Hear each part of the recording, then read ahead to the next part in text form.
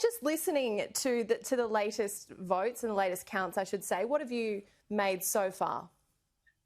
First of all, I have to agree with everything that Nadia just said. Not only will we not know anything today, let's hope that we'll have the Georgia thing tucked and locked and loaded by Easter, because so many things happen in that state.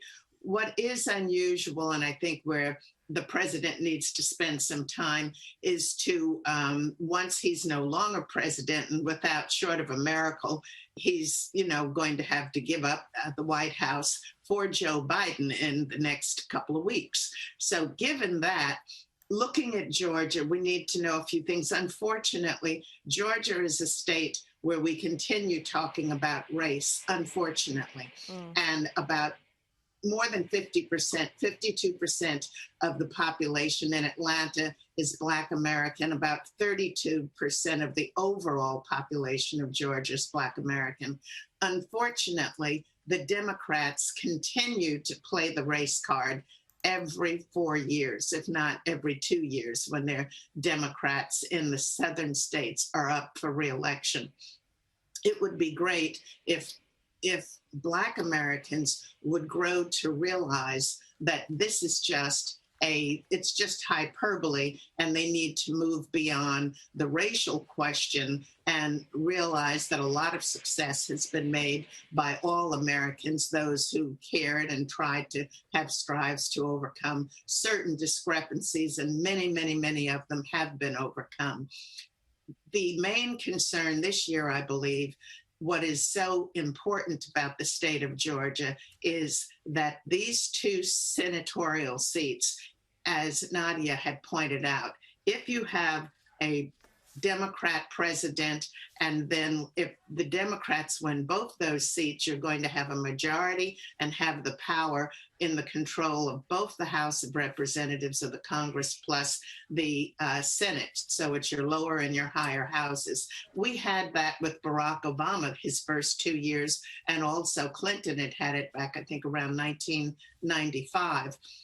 The main difference in all of that power being in the control of just one party for both those previous Democratic presidents and now with Biden coming on is you had a very, very different complexion in your politicians.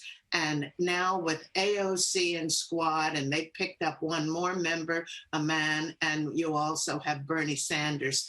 The question of socialism is so major that it will not just tilt, but it will change the politics of the United States. And Ossoff, both he and then the man Warnock, they are both pretty progressive, not progressive, but they lean heavily toward a socialist platform, and they will be new to the Congress, I think easily persuaded to just vote in lockstep with Nancy Pelosi, with AOC and Squad, and that is going to be a dangerous thing, because then you're going to have a Democratic Congress, a Democratic Senate, and if the Democrats have their way, and they might well, you could end up with a Democratic political Supreme Court, which is not how the Constitution was written, nor was it intended. And the other thing the Democrats want to do is to try to bring in both Puerto Rico, make it a state, and make the District of Columbia a state, which it is not. It is a district, just as you have here in Australia, ACT, which is a territory, and it speaks and bodes for the entire country, which is what the nation's capital has heretofore been and what they've done. So that's the big danger, that it could change the complexion more dramatically this year, more so than we have seen certainly in my lifetime of the last 50, 60 years. Barbara, just in relation to the president, Donald Trump, he's been fuming about his election defeat, to say the least, even pushing Mike Pence to contest Joe Biden's victory in Congress when it meets tomorrow morning. That is Australian time here. How do you expect that to play out? I have been smart enough, if you will, from the beginning, from January 2020 2016, I have been smart enough to avoid that dodgeball. You don't predict what Donald Trump is going to do. As they say, nobody knows. Wait and see.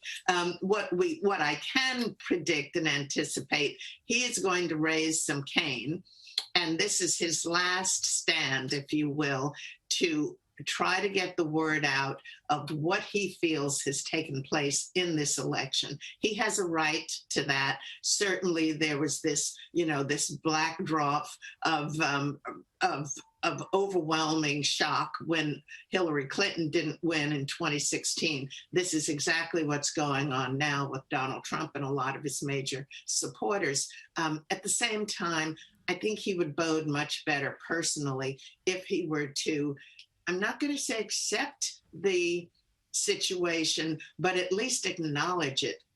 And it's hard to twist my lips to say gracefully when you're talking about Donald Trump. But if he could rise to the occasion and say that some things have happened, this is the way the election has gone, he has concerns about it, spend some time making sure this never happens again. Americans, many of us, it's now up to about 45-48% of Americans who truly believe there are major problems in our election process. Every state has a different procedure of how one should vote and what the requirements are. And within each state, county by county, that breaks down into different procedures. So it needs to be nationwide. We can send people to the moon, can't seem to get the voting down and in a trustworthy manner so that people feel secure about their votes and all. So going forward tomorrow, I believe it's going to be something that will drag out for many hours. And with Ted Cruz and some other Republican senators who are not going to accept the candidacy, I can't quite see Pence disallowing it. But I think Ted Cruz and others will apply enough pressure, as well they should if they ever want to be elected again, because they're going to come up for re-election in the next 2 or 6 years, depending if they're a congressperson or a senator.